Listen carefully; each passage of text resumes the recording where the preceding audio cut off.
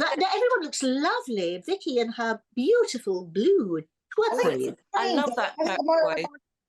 It's what? It's green. I think it's green and white. I'm not sure. Oh, it looks ladies. I know that. It looks turquoise to me. Yes, it's beautiful. I love that colour. Is it turquoise or turquoise? Turquoise. Turquoise. I'm from Natalie? I say turquoise. Turquoise. Turquoise. Yeah, and I say turquoise. Turquoise is very close. And what do you say, Vicky? Turquoise. Turquoise, like me. And turquoise. And Natalie is what? No, turquoise. Turquoise. Oh yeah, you say the same actually. Some people say quaz, don't they? Yes, turquoise. Yes. Only if they're frightfully posh. Yes. Do we have a frightfully posh guest today? We have two frightfully wonderful guests. One is called Anne Winsborn, and the other, the amazing songwriter with so many credits under his belt, Dominic Bugatti. Hey! Hello. Hi. Welcome, guys. Welcome Welcome into our nest. It's so fabulous to meet you. I'm just overwhelmed with this amazing combo. I mean, goodness. So tell us, how did it all begin? How did it all happen with two icons? Shall I start, Anne? Well, the thing is that because of the way we all live today on Facebook and other social media, we see what other producers are doing. So you're much more aware of other people's activities than you ever were before. And I noticed on Facebook some tracks coming up produced by Swedish producers with this beautiful blonde lady singing beautifully. And I heard one of them in particular in Swedish, and I thought that would be cracking with an English lyric. So I wrote an English lyric for it, and it was released and did well on YouTube hit lists and stuff. The two of us, called Way to Go. You can look that one up. But that's not our current release. That was like the first time we ever worked together with me on lyrics. And then I started getting this idea for a song called Same Old Missing You, as in same old, like normally that would be about a politician, a car that doesn't work anymore, or a fridge where the light keeps going, blinking, right? But I thought, how can we use this in a love context? So I thought, well, same old missing you would be cool, because, you sort of can't get someone out of your head. And in the song, Anne makes a second coffee, sort of like she's just so, you understand, I wanted it to be as human as possible as well. Anyway, so I sent it to Anne, and like all writers, I'm going like, will she like it? So, but she did, and that was brilliant. So we worked on that one together and decided to release it as a collaboration between the two of us. And it's been very well received. I mean, it started because I played, a guy called John Jessup at Liverpool Live asked me what I was working on. So I said, well, I have got a track, have a listen. And he said, wow, that's a great song. And that encouraged us to release it and stuff. And anyway, over to you, Anne. What did you think when this guy from England got in touch? I didn't know who you were. You called yourself Roy King, didn't you, in the beginning? Yeah. So, and you did this amazing translation of Way to Go, and I started to Google you up, and I saw everything that you have written and all the artists you have been working with. So I told you I was kind of starstruck when I saw everything. And but you are amazing, and Dominic is he's really skilled to write timeless music that lives on, and it's I think we are a great team. We work good together. No doubt. No doubt. What I want to say to you is, hey, Elskling. You know some Swedish word. My son-in-law is Måns Zelmerlöw. Are you kidding, Måns? All right. Yeah, he's a big star here in Sweden. Yeah, he's my son-in-law. And he is father to my grandchildren. Oh, fantastic. And he lives in London. Or? He does. He lives up the road from me.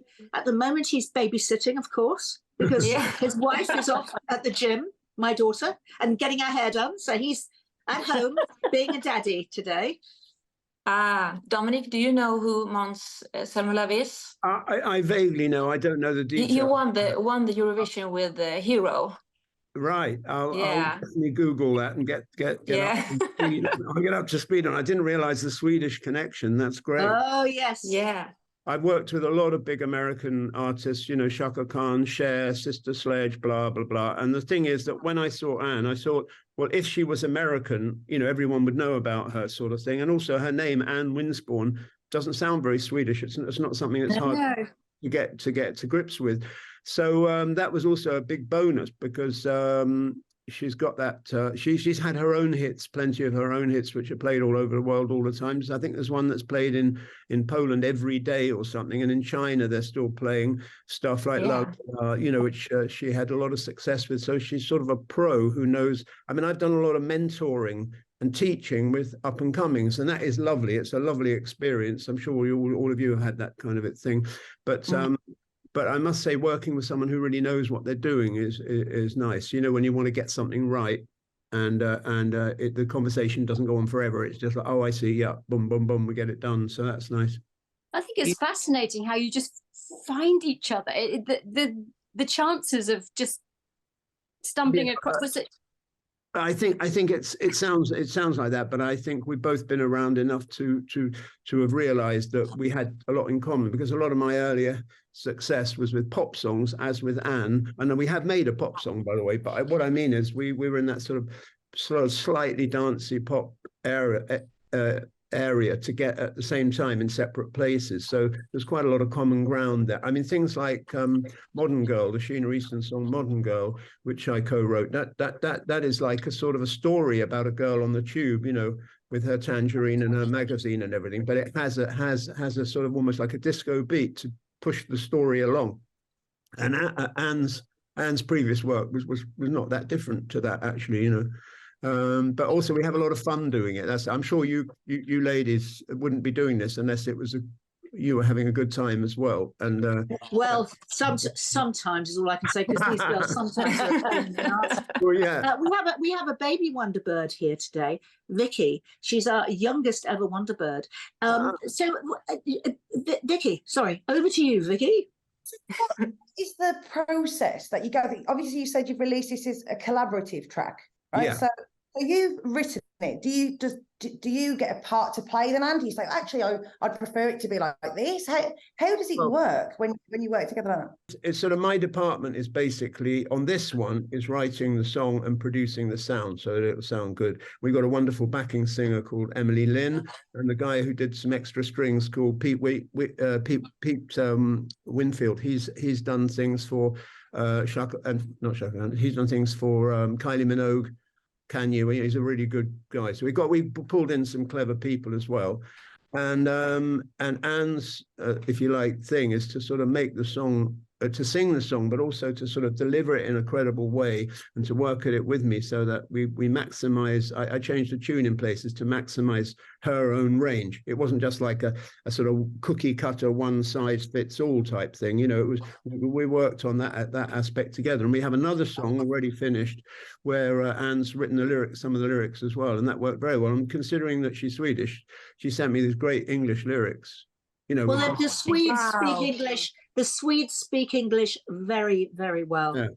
They really do. Well, almost American, I think. But it's funny because with Mons, you know, his English accent, well, his is American. Right. Yeah. I think they all. So the thing is that now we're going to listen to your new track. Oh, right. And we're going to play it right now. It's the same old missing you. It's getting harder and harder just to see it through. It's the same old missing you. Stunning. Did you like it? I love your voice. Yeah. I love your voice and the lyrics. Can I just ask you, Dominic, when you're writing a song and you've been so successful and still it's ongoing, obviously, do you kind of do you always write a story to the lyric? Well, I was explaining in another of these interviews, which I'm really enjoying, by the way, because normally I'm in the background, you know, just doing the work, and I'm enjoying coming out and having a chat for once. But I was explaining another one that in my teaching role, which I do seminars on songwriting. When I get to the word plot, right, of a song, you see a lot of faces think, hang on, I'm in the wrong place. This must be for TV series or movie or theatre, right? Because I use the word plot. but actually every song has a plot. Like even if you took She Loves You by the Beatles, the thing that everyone remembers is the yeah, yeah, yeah, and that's what sold it. When Whiter Shade of Pale came out at the height of the Beatles' success, and there are people who have called Whiter Shade of Pale the Everest, you know, of sort of tracks of the 60s, because it's, you can't understand what the words are about. You know, it's got the Bach organ and the guy singing soulfully. It's an amazing mixture. In this case, Anne, as it were, as the singer, has had a long-term relationship. I mean, this is not like a one-night stand that then she's, you know, will you still love me tomorrow, for instance? That's a plot, but it's about basically a kind of one-night stand thing, right? This is about an ongoing, married, whatever, you know, long-term thing. And this person has found somebody else. That's why she says, come on, is she really so special? You know, sort of like, what's so great about this girl? And then also you get the coffee making thing, the habits, and that also fits in with the same old missing you. It's like, you know, I'm still on the rails. I'm still in that life here. And there's a line I like, you know, I think I'm allowed to like my own lines occasionally, right? And one I like is everybody's saying you're in the wrong movie. You know what I mean? It's like, this guy is in some movie in his head with this girl, and it's a different movie to the one he had with Anne.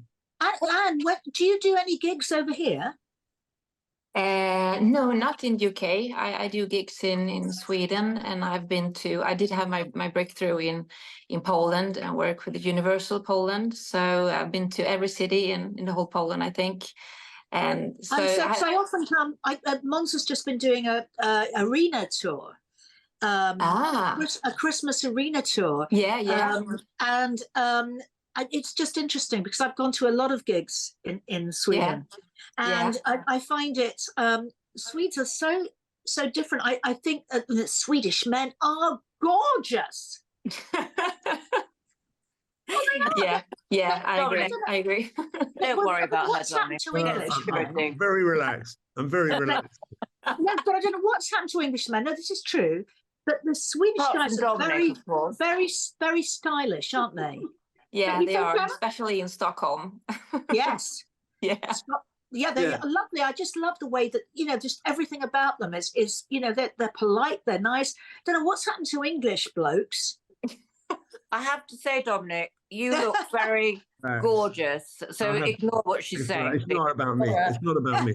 There's always exceptions, darling. There's always exceptions myself to the out rule. of this. What I do find with Anne in these things is she's way too shy. She's about to do a major sort of tour in Sweden, which is also linked in, as has happened in the UK now, you know, with people dying who were passing away, if you like, who were successful in music, and there are tribute concerts that she's doing next year and a tour and stuff. And we've just lost Richard Kerr, the English songwriter who wrote Mandy, I Know I'll Never Love This Way Again. And on Saturday night, I was at a songwriters function. Yes, the Sods. Sods Award. Because my mother and stepfather used to represent Tony Hatch and Jackie Trent. Oh, well, I love Tony Hatch. And he played. The thing about the Sods Society of Distinguished Songwriters, by the way, is that we all go up and sing our songs that are well known, performed by other people. So, for instance, you know, someone will go up and sing a song, and you go, "Oh my goodness, they wrote that," you know. And on this occasion, my partner Frank and I went up and did a version of Mandy, because we were both in tribute to Richard, who was a member, because we were all in the, I call it the canyons of Los Angeles, you know, Laurel Canyon and places like that, writing songs for these big American stars.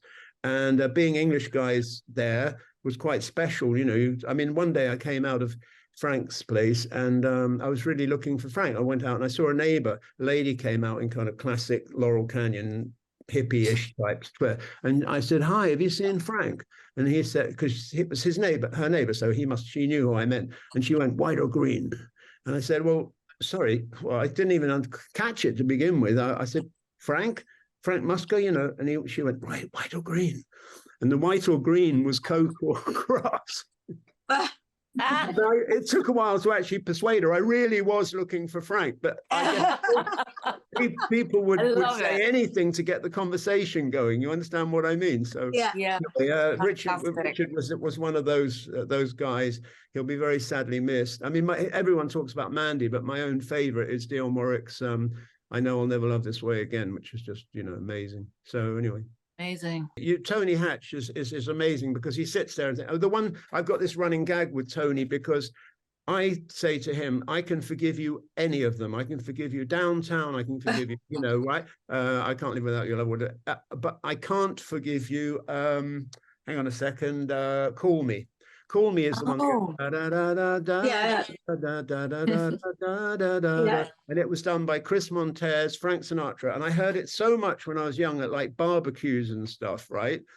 It was sort of like a magic thing that was it was like no one had ever written it. When I found out Tony Hatch had written it, you know what I mean? I just couldn't handle it. So it's a good time joke, but it's like, you know, I can forgive you everything else. But I thought you were going to say except the Emmerdale theme song. Well, he's done a few others. But what I mean is Call Me is just amazing. And so I've let him know that I'm not happy about that one. It's too good. Yeah, I used to love Don't Sleep in the Subway. In fact, funnily enough, to bring it back to Sweden somewhat, it was Benny or Bjorn recently who was talking about this thing where you get a song now with like 12, 18 writers, these crazy splits, we call it. Oh.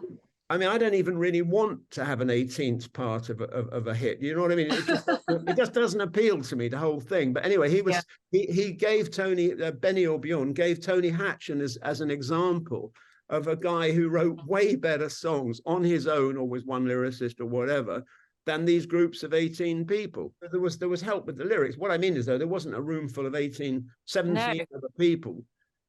I remember when I was a kid. Sorry, just let me tell you about Jackie, because Jackie Trent and Tony Hatch, they were actually friends of my parents. And I remember as a kid, Jackie telling this really hilarious story about Frank Sinatra phoning up, and it was before mobile phones. Yeah. And Jackie answered the phone, and he went, "Hi, it's Frank here." And she went, "Oh, sorry, Tony's not here. He's out walking the dog." And she put the phone down, and she thought, "How can I say that? How could I have said that to Frank Sinatra?" That was him actually saying, "Would you write me a song?" Obviously, I was lucky enough. My mother and my stepfather used to represent them, and you know, spent lots of Christmases with them and knew them very, very well. But Jackie was a great lyricist. Oh yeah, yeah, she really was. Oh, they're great songs. No, sorry, no, it was just that you were talking about plots and storytelling. Yeah, do you? Yeah. And these all the songs you've just mentioned are so iconic. And do you think that's what's gone? Is the storytelling that's just different? Tell me what you think. Well, it's very interesting. Just recently, I would say there has been a comeback via particularly Flowers by Miley Cyrus. You know, I can buy myself flowers, and I love or hate the message of it, right? Which is not great for men. You know, I can buy myself flowers, I can, you know, whatever, right? It still is a very clear cut. In fact, it owes a lot to I Will Survive. You know, you can go see on YouTube how musically it's sort of related to I Will Survive, but there's nothing wrong with that. I mean, but the point is, it is a proper song, beautifully sung. I mean, you know, she's terrific. And also the Harry Styles song, As It Was. These are both really classic songs, and they've been hits recently. You know, not everything is a sort of mishmash of dance samples and bits and pieces. I think we still have, we don't have as many. You know, you see these charts from the past and you just can't believe the quality. I'm a big Stones fan, and I like the fact they've come back, but I also love their early ones like Ruby Tuesday, 19th Nervous Breakdown. You know, we have an incredibly rich culture of song. You know what I've started listening to, you know, kind of by accident, you know, because you can get anything now. You just say, Alexa, play this. And I started to listen to The Fifth Dimension. Oh, yeah. And it just, such memories from being a child, that those, you know, the voices. Exactly, yeah. Well, if you look up Sway that's one of mine, Sway by The Fifth Dimension, and they did another one, but I can't remember what the other one was. But and that sounds crazy, but I've had, you know, I've got so many songs that I can't. Oh my God, so many songs! Listen, so little time because but this one with Anne means, you know, as much to me as any other one, and working with. Well, listen, we are huge fans. Please come back and see us. Yes, please. And we want to talk to Anne just about everything. We need to have some girly time. You better have her back on her own. Keep me. No, it's been amazing. All You've right. been absolutely amazing. It's been lovely to meet you guys on this. Thank you. Well, Thanks for having us. Supposed to come. Yes, you and so thank you for much. being such a nice sod. I think that's a compliment. Yes, it is. It is. The other day when somebody said we're going to the sods ball tonight, and I said, Yeah. They must Yeah. wonder what the hell that's all about. But I mean, just one last plug for a friend of mine, Graham Gouldman of 10cc. You know, when he goes up and sings, "I'm not in love," Yes. to say, songwriters who have been writing about being in love for so many years, right? And they sort of saying, "I'm not in love," but it's pretty obvious. There's a plot for you. Talk about denial, right? Yeah. And this time it's not about Very drugs. clever. Very clever. It's pretty obvious that he is. Mhm. Anyway, it's been lovely seeing you all. And you. Oh, thanks for coming. Lots of Lovely love. Thank you for having us. And see you soon. Wow. Well, Vicky, what did you think of that? Fantastic. I mean, it's just such a life lived, isn't it? Just fantastic. As we spoke about the man who'd written the book on the 60s and how wonderful that is, music lasts, good music lasts the test of time, doesn't it? And it can take you to a different place and you feel the emotion. A good song, brilliant music is out of this world. And I think it's fantastic to sit and talk to someone, to be able to do that for a living and write songs. It is. People feel like that is incredible. Incredible. But also, and so music can help successful. with so many different things, can't it? I mean, they use music for healing, don't they, for older people? What was that program you were telling us about, Debbie, where they put some elderly people in, They did Lionel Blair and dementia. quite a few others, didn't they? Yeah, and and they used well-known celebrities who were probably in their 70s. No, they were in their 80s at the time. And what they did was they moved them into a house together, a bit like the Big Brother house. But everything that they watched, they were all programs that were in the 70s, I think, when they were at their sort of peak, and the clothes and everything and the music, that's all of them. I mean, one of the guys, before, he couldn't even bend down, he couldn't put his socks on by himself. In a week was running around. Somebody else who was very incoherent started, and they were chatting away, and they completely changed their lives because the music brought them back to make them feel younger. But they did medical tests, didn't they? And they were they were younger when they went into the house. And I think they had, the other part of the experiment was having some people just sitting around, like in an old people's home or something, just sitting around, and they remained exactly the same. But the people with the music around them from their era. And the whole 70s, 80s, watching programs. Vicky, you were going to say something, darling. Just exactly that, just reiterating that it can genuinely change, and it can take you back to a point in your life. I mean, you only have to hear a piece of music and you could start crying, couldn't you, about, I don't know, a relationship breakup 30 years ago, or something, a memory as a child, and it can take you straight back there.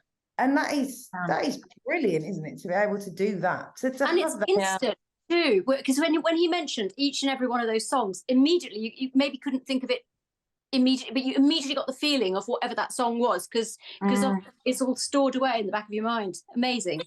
And also people who are autistic and have stammers, when they sing, the King's Speech, he was able to deliver the speeches because he'd been singing the speeches. Thank you. I'd like to thank Vicky again. Thank you, darling. Thanks, Vicky. Thanks, Vicky. Beautiful one. See you soon. See ya. Bye.